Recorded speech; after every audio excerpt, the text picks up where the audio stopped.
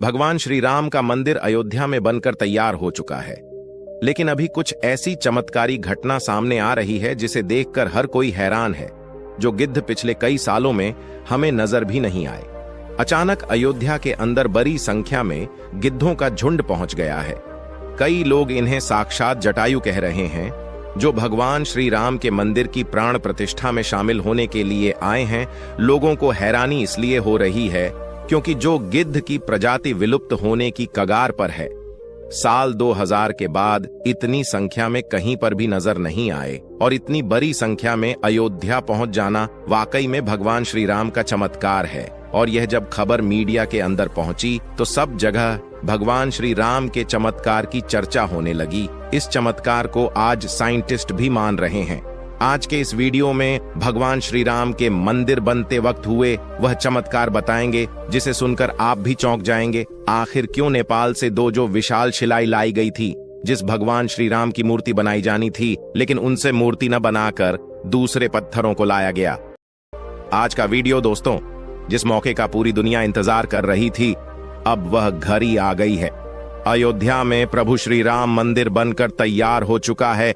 22 जनवरी को राम लल्ला की प्राण प्रतिष्ठा की जाएगी, लेकिन उससे पहले ही चमत्कार के ऊपर चमत्कार देखने को मिल रहे हैं। सबसे पहला चमत्कार तब हो गया जब लोगों को अचानक जटायु के वंशज गिद्ध आसमान में उड़ते दिखाई दिए।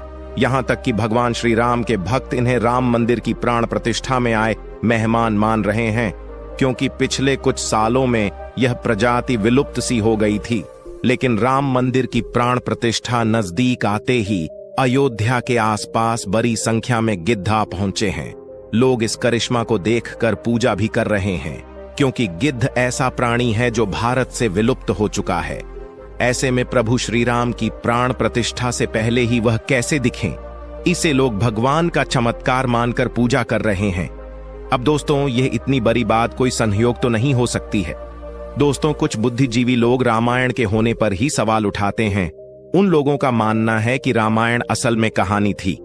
मगर दोस्तों, आज भी रामायण से जुड़े हुए कई सारे ऐसे सबूत मौजूद हैं जो हर किसी को मानने के लिए मजबूर कर रहे हैं।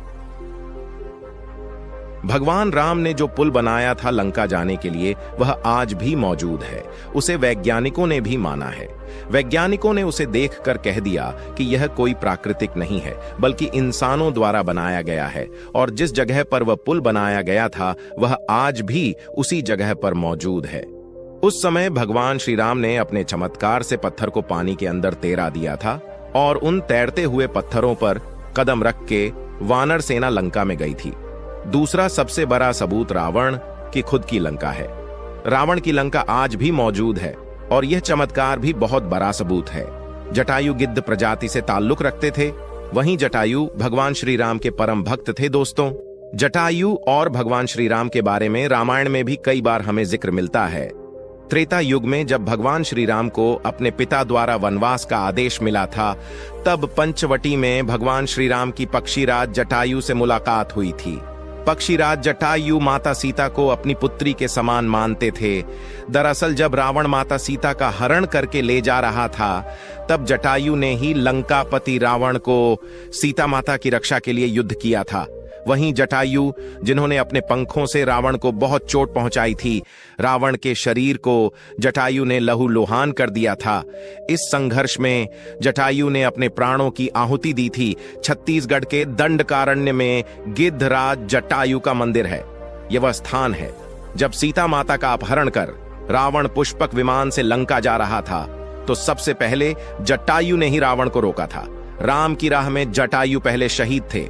राम कथा में प्रसंग आता है जब जटायु के भाई संपाति ने कहा कि मेरे पंख कमजोर हैं, मगर आंख दूर की चीजें देख सकती हैं, इसीलिए मैं सीता जी को अशोक वाटिका में बैठी देख रहा हूं। इसलिए लोग इन्हें साक्षात जटायु के वंशज मान रहे हैं। दोस्तों, अयोध्या नगरी के अंदर ही भगवान श्री राम का जन्म हुआ था, जिसका जिक्र वाल्मीकि की रामायण में भी है।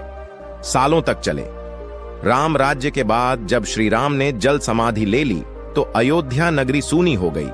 पौराणिक मान्यताओं के अनुसार उज्जैन के राजा विक्रमादित्य जब यहाँ आखेट करने आए, तो उन्हें उजाड़ भूमि पर कुछ चमत्कार दिखाई देने लगे। खोज की तो पता चला कि ये श्री राम की जन्मभूमि है। इसके बाद उन्होंने यहाँ श्री राम के भव्य मंदिर का निर्माण कराया, जिसमें काले रंग के कसौटी पत्थर वाले 84 स्तंभ थे। समय समय पर यहाँ राजाओं ने मंदिर की देखभाल की, लेकिन 14वीं शताब्दी में जब भारत में मुगलों का शासन हुआ तो श्री राम जन्मभूमि को नष्ट कर वहां बाबरी मस्जिद बना दी गई। 1525 में राम जन्मभूमि मंदिर को बाबर के सेनापति मीर बाकी ने ध्वस्त करवाया था। बाबरी मस्जिद की 3 गुंबद थी, जिसके बाहरी हिस्से में एक चबूतरे में श्री राम के बाल स्वरूप की पूजा होती थी। इसे राम चबूतरा कहते थे। लेकिन 1950 में बाबरी मस्जिद के मुख्य गुंबद के ठीक नीचे वही मूर्ति निकली, जो सदियों से राम चबूतरे पर विराजमान थी।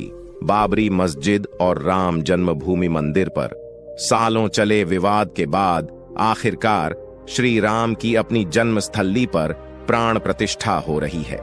अब एक सवाल यह है कि आखिर अयोध्या में भगवान श्री राम की मूर्ति बनाने के लिए नेपाल से 2 विशाल पत्थरों को लाया गया था।